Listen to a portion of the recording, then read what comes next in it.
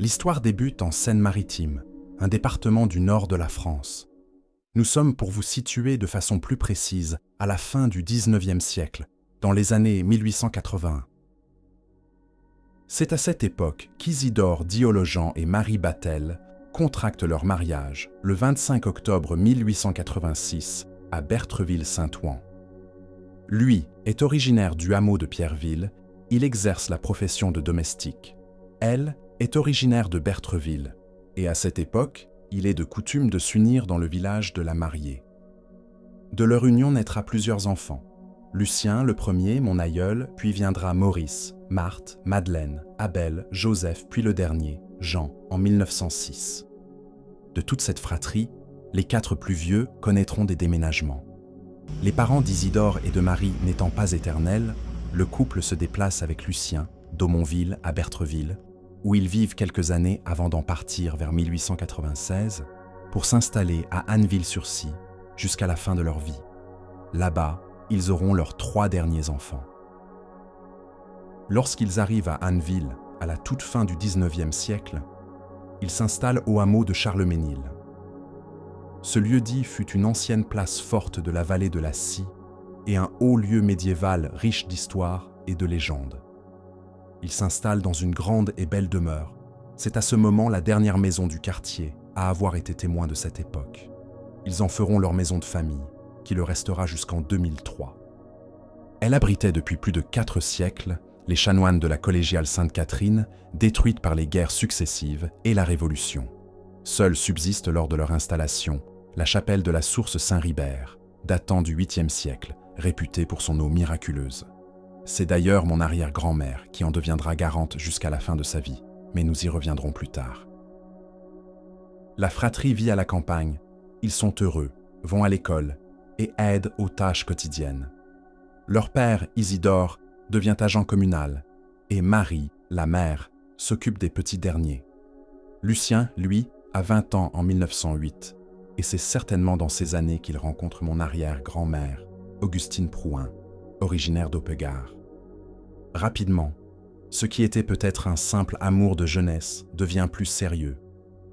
Lucien demande Augustine comme fiancée et elle accepte. Il est alors comme son père à ses débuts, domestique de ferme, et il gagne sa vie comme il le peut. Les 2 Normands, désormais en couple, se fréquentent et se voient régulièrement. Augustine a 2 ans de moins que Lucien. Ses parents sont cultivateurs à Aupegard, et elle a alors un frère aîné, Robert, du même âge que Lucien, et 4 petites sœurs, Jeanne, Marie, Joséphine et Alphonsine. Le travail à la ferme est son quotidien, et elle est désormais promise à la main de son amour Lucien. En 1909, c'est l'heure. Lucien doit faire son service militaire. Comme tout homme français, il devra servir son pays si quelque chose de grave est amené à arriver. C'est ainsi que le 8 octobre 1909, il est incorporé au 11e régiment d'artillerie à Versailles. Il est nommé canonnier conducteur, étant donné qu'il s'est monté à cheval. Son futur beau-frère, Robert, est lui aussi appelé à servir la France. Le même jour que lui, il entre au 11e régiment d'artillerie comme canonnier conducteur. Quelle coïncidence pour eux. Leur classe se déroule sans accroc majeur. Lucien est ensuite reversé dans le foyer familial, mis dans la disponibilité active de l'armée, et son certificat de bonne conduite lui est accordé. Il en est de même pour Robert qui regagne Aupegard et la ferme de son père, Augustin.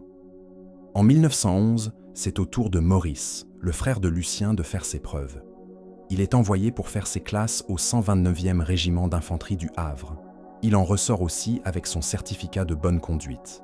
Il envoie une photo souvenir à ses parents en mai, alors qu'il est en entraînement à Château-Thierry. 5 ans sont passés, et le 2 août 1914, la terrible nouvelle de la mobilisation générale pour la guerre sonne comme un déchirement en France. On dit qu'elle sera finie à Noël, et que les Allemands ne tiendront pas bien longtemps. Lucien, tout comme Robert, fait partie des premiers appelés. Le 2 août 1914, il est mobilisé et gagne Dieppe en train depuis la gare d'Anneville. Pour tenir le fil des événements, il se procure un carnet de notes nominatif, où il pourra écrire jour par jour ce qu'il fera sur le front. Il y écrit son nom, son prénom, et ouvre le chapitre de ce qui sera le traumatisme de sa vie. Augustine est dévastée par la nouvelle, tout comme la femme de son frère Robert qui se prénomme Marie, avec qui il s'est marié quelques mois auparavant, le 13 décembre 1913. Sa femme d'ailleurs, qui a accouché le 28 décembre de la même année d'un petit garçon qu'ils ont nommé comme son père, Robert. Le lundi 3 août, Lucien arrive à Versailles, reçoit son uniforme bleu marine avec son pantalon rouge pourpre. Il se prépare au départ, mais au départ pour aller où au juste? Ils attellent leur batterie à Satory le 9, puis quittent Saint-Germain-en-Laye le 12 au matin pour débarquer le soir dans l'Aisne où ils logeront à Voulpay. Ils constitueront le cantonnement dès leur arrivée et seront en service de campagne jusqu'au 20 août. Peut-être se dit-il que la guerre n'est pas si terrible? En tout cas, le 21 août, la batterie quitte Voulpay et voyage pendant plusieurs jours en train à travers le nord de la France. Ils passent alors par Lerzy, Étrungt, puis Serfontaine en Belgique. Ils font demi-tour légèrement le 23 août pour se mettre en batterie pour la première fois le 24 à Jeumont, à la frontière belge, tout près de Maubeuge. La première scène de guerre fait surface. Alors que la veille, il écrivait que la déroute française avait commencé, ils sont violemment attaqués le 25 à Dompierre-sur-Helpe. Il écrit « Nous sommes attaqués par les Allemands qui nous suivaient de près. Nous entendons les balles siffler parmi nous sur la route. On voit les pauvres paysans pleurer, crier et se sauver avec ce qu'ils pouvaient emporter comme mobilier. Les femmes se lamentent avec leurs enfants dans leurs bras. Le soir, on fait notre premier bivouac. Le 26, il met en batterie à Petite-Feuille, sans tirer un seul obus, puis le groupe dort le soir à Bergues-sur-Sambre. Le 27, ils sont à Puisieux. Le 28, ils mettent de nouveau en batterie non loin de là, mais sont appelés à participer à la grande bataille de Guise. Il écrit « Nous arrivons trop tard et sommes obligés de faire demi-tour pour partir en vitesse. » Le samedi 29 août, c'est le baptême du feu pour Lucien. Il participe avec sa batterie à la bataille de Moy-de-l'Aisne. Ils tirent 13 coups de canon vers les lignes Boche et partent cantonner le soir à Surfontaine. Le lendemain, c'est de nouveau la terreur. Alors qu'ils étaient partis pour Renensart à quelques kilomètres de Surfontaine, la troupe s'installe pour faire la cuisine. Mais il écrit « Bientôt les obus viennent troubler la fête et nous sommes obligés de faire demi-tour avec nos marmites à la main. » Les jours qui suivent ne sont que mouvements de troupes et il arrive le 2 septembre à Brécy, au nord de Château-Thierry. Le lendemain matin, de nouveau les combats font rage. Il prend part tant bien que mal à la bataille de Saint-Eugène à quelques kilomètres. 10 coups de canon de 75 sont tirés. Le lendemain reblote, nouvelle bataille à Maclonay. On tire de nouveau avec la pièce de 75 sur l'ennemi. On couchera à Fontaine-Armée. Le samedi 6 septembre 1914, Lucien écrit « Grande offensive générale, grande bataille à Villiers-Saint-Georges. On tire 72 obus. Nous avons 2 morts et 2 blessés à la batterie. L'infanterie a repris Montceau-les-Provins. » Le lendemain, la batterie du 11e régiment marche pour la première fois sur un champ de bataille. Il écrit « Il y a 48 voitures détruites, des Boches morts et pas mal de matériel. » Dans les jours qui suivent, la troupe avance et traverse la Marne, à Gland, puis arrive à Berry-au-Bac le 14 septembre 1914, après une grosse tempête. Là-bas, Lucien est obligé de faire demi-tour car les Allemands les font reculer et veulent former le front. Effectivement, le 15 septembre, c'est l'horreur. Il écrit « Grande bataille à Berry. Nous passons le canal de l'Aisne sous une pluie d'obus. Nous avons 2 morts à la batterie. C'est un aspect affreux. Nous avons aussi un sous-officier tué, le capitaine est blessé ainsi que plusieurs conducteurs. Nous tirons 92 obus dans la bataille. » Le 16 septembre marque un fait intéressant pour Lucien et pour l'histoire de France. Il écrit dans son carnet « Nous occupons les positions de la veille, nous fortifions et couchons sur place.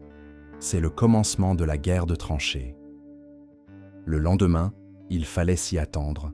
L'infanterie et la batterie de Lucien subissent une contre-attaque allemande qu'ils parviennent à contenir tant bien que mal. Ils prennent dans la journée le camp de César et la ville de Berry-au-Bac. L'escouade a tiré 86 coups de canon. Ils repartent le soir dormir à Bouffingreux, sous une pluie battante. Il écrit d'ailleurs « Nuit et jour, nous avons de l'eau. » Nous sommes maintenant le 18 septembre 1914 et Lucien tient bon depuis un peu plus d'un mois. Avec ses camarades, ils gardent et fortifient les positions qu'ils ont conquis durement jusqu'au 2 octobre où ils partent au repos à Guyancourt. Ils ont tiré plus d'une centaine d'obus entre-temps pour soutenir l'infanterie et menacer les Allemands. Le 3 octobre, on se repose, on apporte des soins aux chevaux éreintés qui, depuis le temps, pour ceux qui ne sont pas morts, tirent les canons de 75.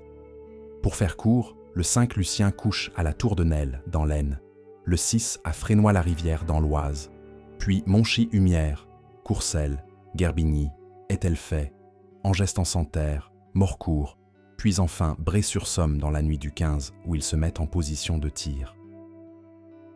Et puis pendant quelque temps, ce sera la même position qui sera tenue.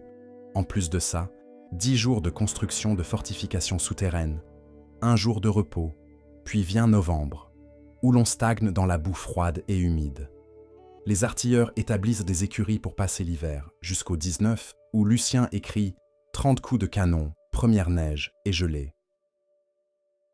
Novembre fait ralentir la progression allemande et fait diminuer les attaques générales, si bien que jusqu'au 17 décembre 1914, les artilleurs stagnent sur leur position. Seul le 23 novembre est un jour difficile. Un bombardement sans précédent atteint les écuries et cause la mort de 19 chevaux. Fort heureusement, personne n'est blessé. Et justement, en ce fameux 17 décembre, c'est la reprise de l'offensive par les Français. Ils attaquent à Bray-sur-Somme pendant 5 jours et malheureusement le drame survient, le 21, alors que 144 obus venaient d'être tirés ce jour-là. La pièce est hors d'usage. Le maréchal des logis Semin-Ovide meurt, touché par un éclat d'obus, et le soldat Dufour est blessé. Lucien change de position.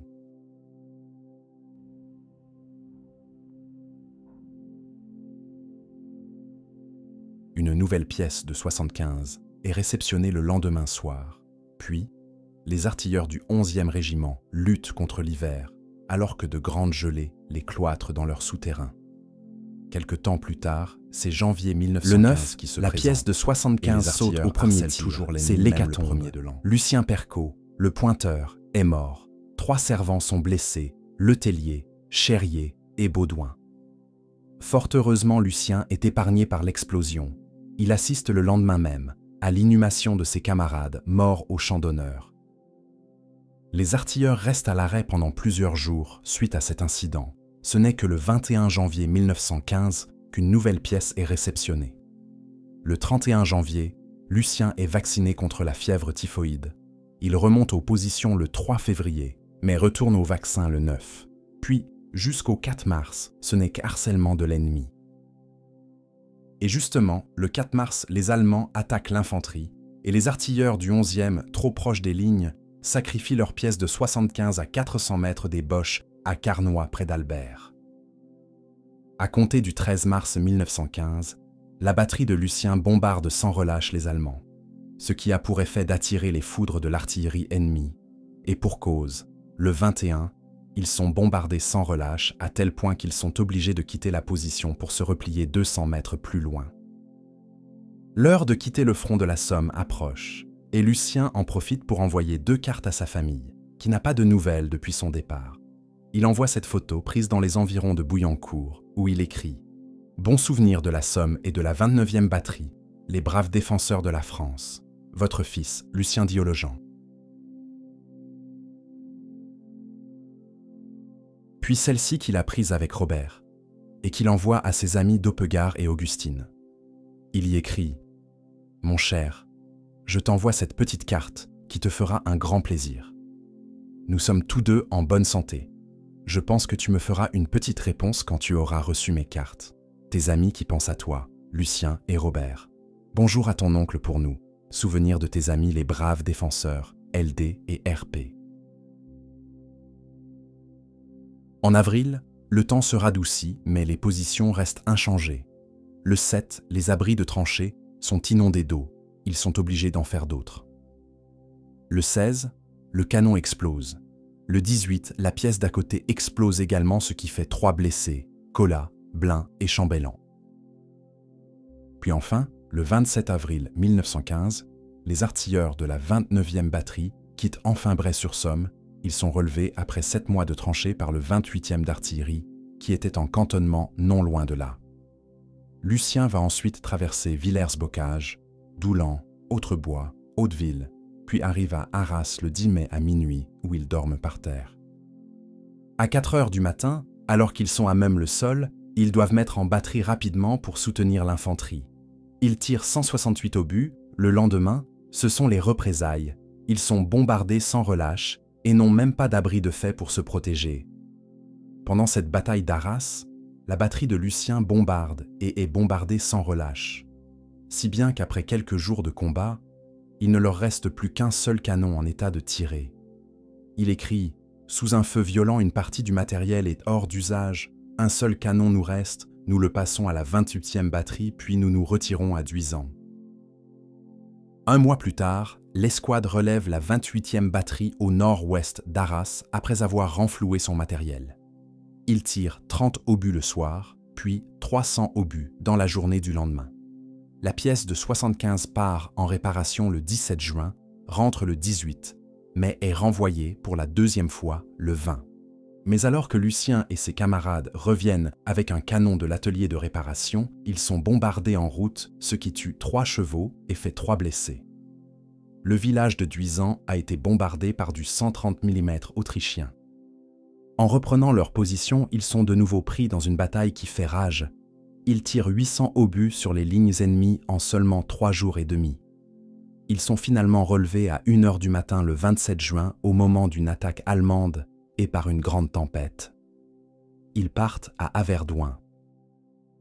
Le 5 juillet, c'est l'inconnu. Ils sont embarqués en train à Frévent, font 35 heures sur les chemins de fer, traversent la France et finissent par débarquer à Châtellneau-Mexie, dans les Vosges, où ils cantonnent et sont en défense pendant 1 mois jusqu'au 2 août 1915.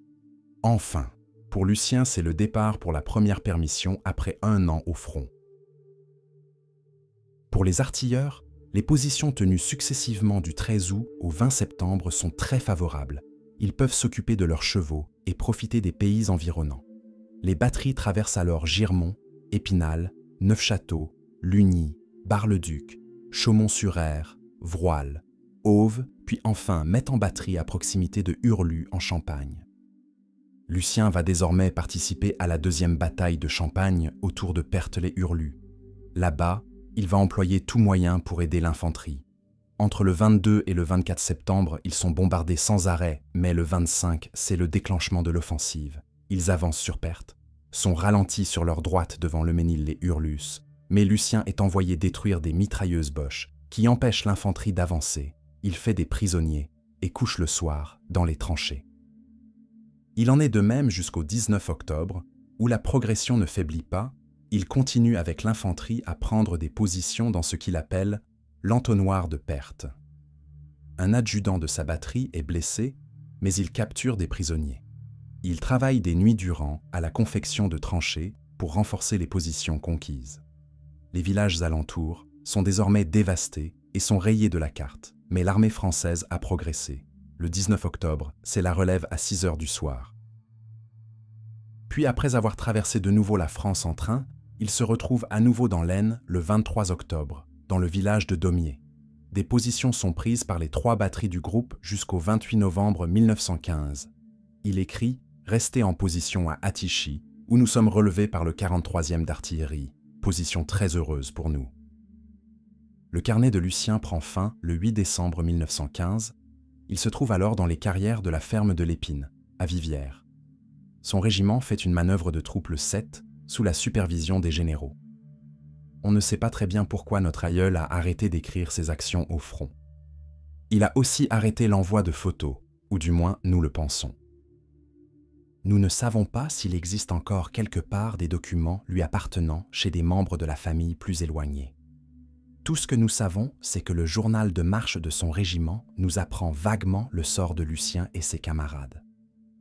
On sait aussi qu'il a été muté avec Robert au 243e régiment d'artillerie de campagne, le 1er avril 1917. Une mauvaise nouvelle vient noircir le tableau de ce début d'année 1916. En effet, Maurice, le frère de Lucien est fait prisonnier par les Allemands le 28 janvier à Frise, entre Bray-sur-Somme et Péronne. Il est interné à Hamelin, près d'Hanovre. Lucien écrit dans son carnet ces informations certainement pour pouvoir lui poster des nouvelles. Pour détailler, Lucien va continuer de se battre avec le 11e d'artillerie. En mars 1916, il est près de Soissons. En avril, il participe à la bataille de Verdun, jusqu'en fin mai 1916, où ils auront des pertes très sévères. Ils prendront, le 22 mai, le fort de Douaumont. Ils rejoindront ensuite les Éparges, où il est écrit « Le secteur est plutôt calme. Coups de main, prise d'entonnoir, coups de mine, échange de torpilles entretiennent l'activité des batteries, qui, après Verdun, éprouvent une impression de sécurité presque complète. » La constitution du 243e régiment d'artillerie l'emmène en avril 1917 avec Robert, dans l'Oise. Ce nouveau régiment vient se renforcer avec des soldats ayant déjà fait leurs preuves dans de nombreuses batailles depuis 1914, à l'image de Lucien et de Robert. Il talonne les Allemands qui se replient et participe à la reprise du secteur de Moy-Moreuil. En début août 1917, il est au chemin des Dames. Il met en place, à la mi-août, dans un secteur extrêmement difficile, des tirs de barrage. Ils subissent et font subir aux Allemands des bombardements sans précédent depuis le début de la guerre. L'emploi d'obus toxiques complique la tâche et les pertes sont très élevées. Les artilleurs passent un mois au repos près de Condé-en-Brie, ils participent à la bataille de Malmaison, en décembre c'est Craonne, puis en mars 1918 vient l'offensive allemande près de La Fère. Le régiment y est engagé et prend la direction de Compiègne à toute vitesse, par voie de terre, 140 km à pied. Du 27 au 31 mars 1918, Lucien prend part à la bataille du secteur de Cany, Le Plessier et Lassigny. Lucien et Robert seront miraculeusement épargnés par les bombardements d'une extrême violence qui se succèdent dans ce secteur. Après avoir été repoussés par les Allemands, ils doivent désormais exécuter des tirs violents sur le Plessier et mettre en branle leurs mitrailleuses pour prendre part à la défense du village. Dans cette journée du 29 mars 1918, le régiment de Lucien a tiré 15 000 obus, malgré 3 canons détruits la veille. Il dénombre malheureusement 66 morts, 50 blessés et 50 chevaux tués. À partir du 1er avril et sans prendre aucun repos, le régiment aura pour mission de s'établir dans le secteur du bois du Plémont. Début juin 1918, c'est l'hécatombe. Les Allemands bombardent le front avec des obus toxiques. Plusieurs batteries sont mises hors d'usage. Et celle de Lucien, la 29e, perd le sous-lieutenant Bignon, d'une mort glorieuse, debout, à découvert sur la position violemment bombardée. Les Allemands attaquant avec toute leur force, plusieurs batteries sont contraintes d'abandonner leurs pièces sur le champ de bataille. La batterie de Lucien parvient à sauver ses canons en les accrochant à des voitures, 12 tués et 57 blessés. Le commandant Perrault, parti en reconnaissance du front, parvient à déclencher une charge à la baïonnette, mais parvenant à Mélicoque, il est touché en pleine poitrine et s'écrie « Je suis touché, qu'importe c'est pour la France ». Lucien a gardé dans son carnet une photo de lui, témoignage indéfectible de son admiration pour ce commandant. Fin juin 1918, coup de main sur le pont d'Aspache et le saillant de Burnhaupt pour l'infanterie américaine. En octobre, le régiment participe au passage de la Vesle, partent s'établir dans la région de Vauvaraine, il pousse avec l'infanterie jusqu'à la région d'Hermonville et Carroix. Puis, il passe la Suippe, enlève Bertricourt des mains allemandes, est relevé, contourne Reims et viennent s'établir dans une région marécageuse autour de Givry où le ravitaillement est extrêmement pénible. L'infanterie progresse grâce aux bonnes communications aux alentours de Vindy. Lucien participe à des coups de main qui font céder l'ennemi en différents points malgré la perte de plusieurs canons. Il part au repos et le 10 novembre 1918, il est transféré dans le secteur de Vittel. Le 11 novembre, l'armistice sonne la fin de la guerre pour Lucien, Robert, Maurice et Abel. Ils vont pouvoir rentrer chez eux, mais dans quel état? Avec quels souvenirs? Comment vont-ils revivre comme avant? Toute leur vie, les traces de la guerre les accompagneront, eux et leurs familles, leurs amis. Comme tant d'autres hommes, ils seront les héros de la France. puis tomberont dans l'oubli le plus profond. Maurice est rapatrié en France au dépôt de transition des isolés le 3 janvier 1919 et mis en permission 45 jours. Il retrouve sa fiancée avec qui il se marie en 1924. Il finit sa vie à Crottville-sur-Scie, à quelques rues de ses frères et sœurs. La guerre est terminée, mais ils devront vivre avec leur traumatisme, leur peur. Abel, dans une époque lui, où tout est envoyé après l'armistice pour occuper la Rhénanie du 24 octobre 1919 ils vivent aujourd'hui au 26 juin 1921 et dans nos récits, où nous leur rendons hommage. Lucien a été le héros de la France. Il est aujourd'hui le héros et la fierté de notre famille. Il se marie avec Augustine en 1921 et devient le père de 4 enfants, Monique, Jean, Bernadette et Madeleine. Il devient le grand-père et l'arrière-grand-père de nombreux descendants, qui sont fiers de le compter comme membre de leur famille. Il continue sa vie en tant que jardinier dans un château, et Augustine, sa femme, devient garante de la chapelle Saint-Ribert, comme nous le disions au début, jusqu'à sa mort. Il nous a quittés en 1972, à l'âge de 85 ans, emportant avec lui ses souvenirs les plus précieux et les plus secrets. Il laisse derrière lui le souvenir d'un homme courageux, vaillant et aimant. Nous ne l'oublierons jamais.